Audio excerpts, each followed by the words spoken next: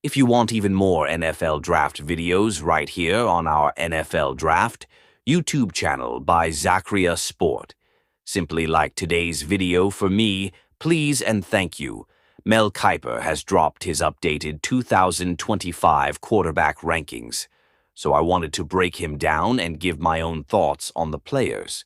Of course, here as well, at number 1 for Mel is Shedeur Sanders, the Colorado quarterback, who is also, by the way, the number 4 overall player on Mel's big board. He has always been a large fan of Shedeur. Sanders gives him a lot of credit for being tough against all the sacks. I would also point out that some of the sacks are his fault. He tends to hold the ball a lot longer than he needs to. He's also a very accurate quarterback. Shedeur, for me, is what I call the executor of an offense. You know, if the scheme is terrible, if things are the way they're supposed to be, if your head coach says, hey, this is red 1, this is red 2, get through them. Maybe get to read 3 if we have to. I think he can do that on a pretty effective basis.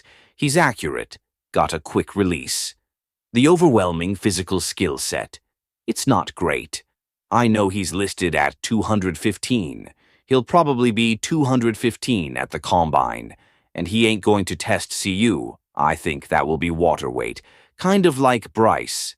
He played closer to 200 at Cole, Colorado. He's not got a big frame.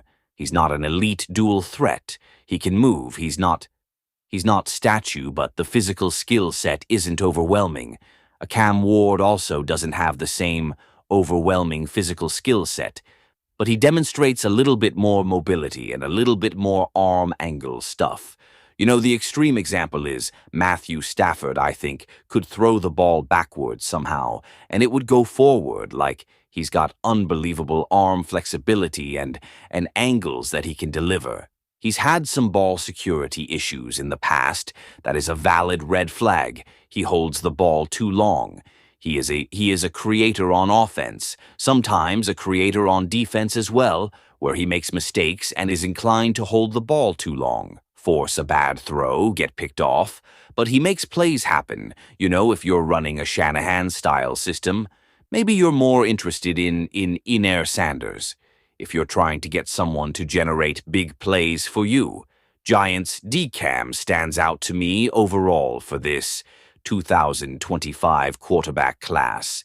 It's not great. Someone probably becomes a starter. Maybe you get a Brock Purds guy that emerges as a late-round pick who becomes a starter for you.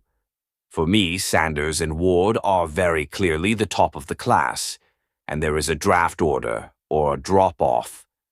After that, these guys have real concerns in their games. They've also shown a lot more on a consistent basis, especially outside of structure, that a lot of the guys are going to get to hear later on. Who do you think gets drafted first? SS for Shedeur Sanders, CW for Cam Ward, pin comment prediction, go vote. SS for Shedeur Sanders, CW for Cam Ward. Mel's got Jackson Dart at number 3 on his list. And I do wonder if a very impressive bowl game performance against the not-good Duke defense, this guy's, was a huge factor in that. Jackson Dart screams back up with maybe more when things are the way they are supposed to, when it is on time, when it is in structure, when it is the first read. Jackson Dart has everything you're looking for. He can throw that ball a country mile, the deep ball. Success was better than anybody in college football, and if you watch the Florida game, you know the downsides too, where if the first read's not there, when he doesn't get to benefit from a great college offense, doesn't translate that well for an NFL scouting purpose. Things get dicey, and it becomes, oh boy, after that, got to make him do reads, read things out. It's not very good. So Dart Scott, armed down, can chuck that ball way downfield in a positive way, but the consistencies the high-level NFL quarterback asks out of him were not there on Ole Miss film. Then there's Jalen Milroe, Alabama's quarterback, and this is the pros kind of get whittled down to this throw ball, far, run fast. That guy normally gets you drafted pretty early. He ran for 700 yards, 20 scores on the ground. This year, that guy, I think as a running back, he's a draftable player now. Of course, the quarterback is first and foremost there. We watched Anthony Richardson have worse production. I think be more consistent as a passer go. Top 5, that is not a good comparison to have with the way Rich is done so far. I think if you're drafting Milroe, he has to sit 2 years. I don't see consistency in the way he reads out. A defense, I see in with his technique and his footwork and all that stuff. And it leads to Aaron throws his mechanics are kind of a mess. He doesn't trust the middle of the field.